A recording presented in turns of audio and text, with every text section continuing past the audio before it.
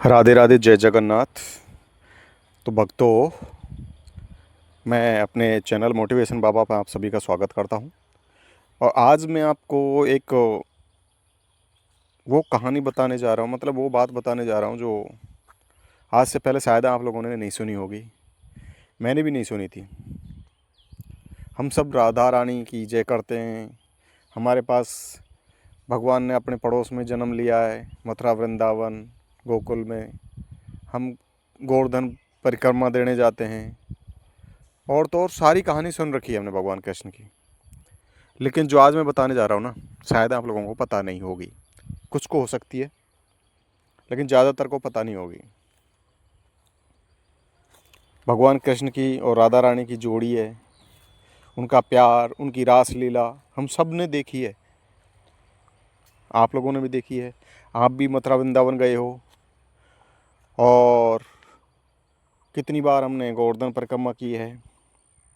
उसके बाद में द्वारकाधीश के नाम से भी जानते हैं, जगन्नाथ के नाम से भी जानते हैं। जगन्नाथ का मतलब समझते हो? जगत का मालिक, इस पूरे संसार का मालिक।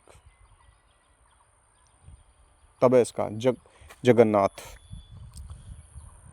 तो भी भगवान कृष्ण की अलग अलग नाम है।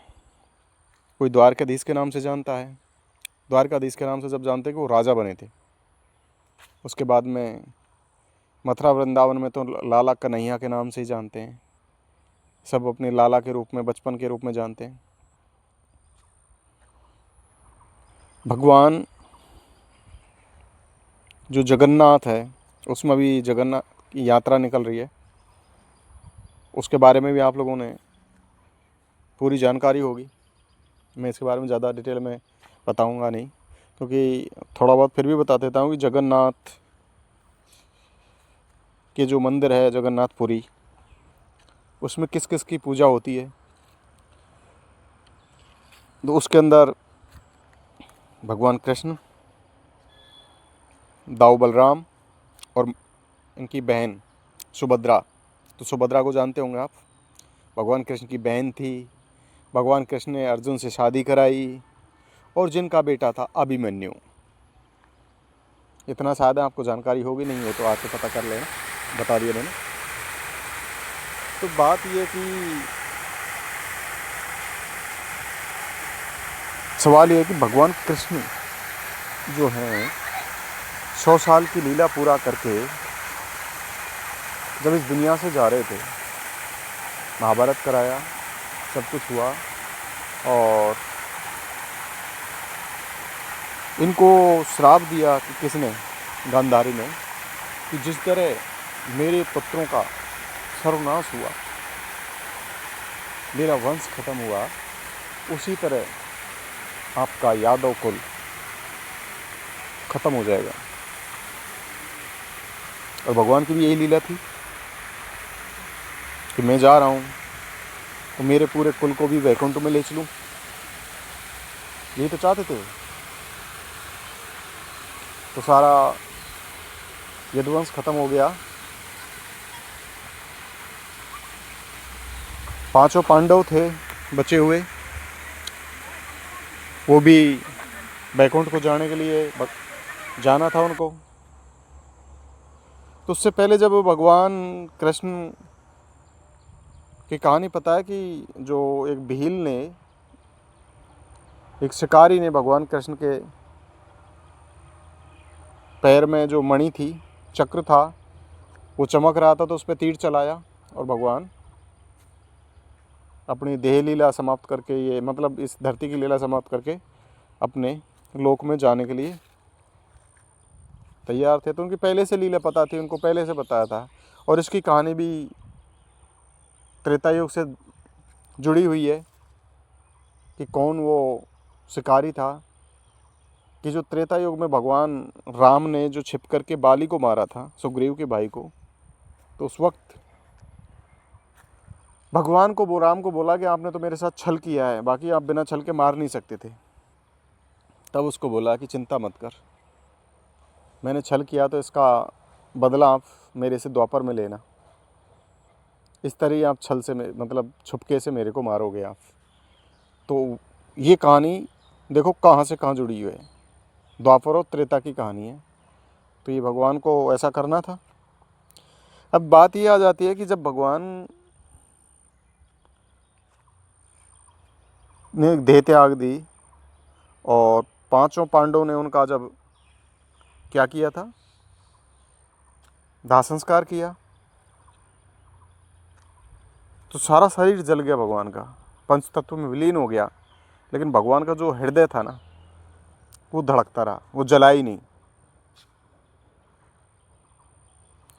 तब उन्होंने क्या किया, उसको समुद्र में युधिष्ठिर ने प्रवाहित कर दिया। तो वहाँ से भगवान कृष्ण का वो दिव्य हृदय समुद्र के रास्ते उड़ीसापुरी में पहुँच गया और एक लकड़ी के रूप में मिल गया। तो वहाँ का जो राजा था, राजा इंद्रदुम्न, उसको भगवान ने सपने में दिया कि ऐसा करना, एक लकड़ी है उससे हम तीनों की मूर्ति बनाना, भगवान कृष्ण, बलदाऊ और बहन सुभद्रा। उस लकड़ी की मूर्ति बनाना और मूर्ति बनाने के बाद में उसको एक मंदिर बनवाना। तो उनको ऐसा कोई बढ़ाई नहीं मिला कि उस लकड़ी को मूर्ति बना सके, तो खुद साक्षात भगवान विश्वकर्मा जी बढ़ाई का रूप लेकर के आए।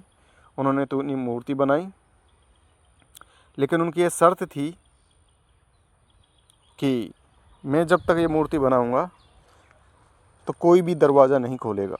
21 दिन तक मैं मूर्ति बना के दूंगा, 21 दिन में मूर्ति बन जाएगी। लेकिन 15 दिन तक इंतज़ार किया। 15 दिन के बाद में छेनी हथौड़ा की आवाज़ नहीं आ रही थी। बोला पता नहीं बेचारा बढ़ई मर तो नहीं गया बनाते बनाते। तो जैसे ही उन्होंने दरवाज़ा खोला तो जिस हालात में जितनी मूर्ति बनी थी उस हालात में अपने विश्वकर्मा जी अंतर्ध्यान हो गए और भगवान की जितनी मूर्ति बनी थी उसी की पूजा आज तक होती है। तो जो भगवान जगन्नाथ जी जो पुरी में जो तीनों की मूर्ति, उसमें भगवान कृष्ण का जो दिल है, हृदय है, वो आज भी इस कलयुग में भी धड़क रहा है। हर 12 साल में मूर्ति पुरानी हो जाती है, उसमें से 12 साल में भगवान के हृदय को बदली किया जाता है। और जब बदली करते हैं तो इसको कोई देख नहीं सकता, बहुत सूक्ष्म प्रक्रिया होती है, सख्त पहरा होता है, कोई इसको देख नहीं सकता। उसकी ये कहानी अगर किसी ने देख लिया तो उसकी मृत्यु हो जाएगी।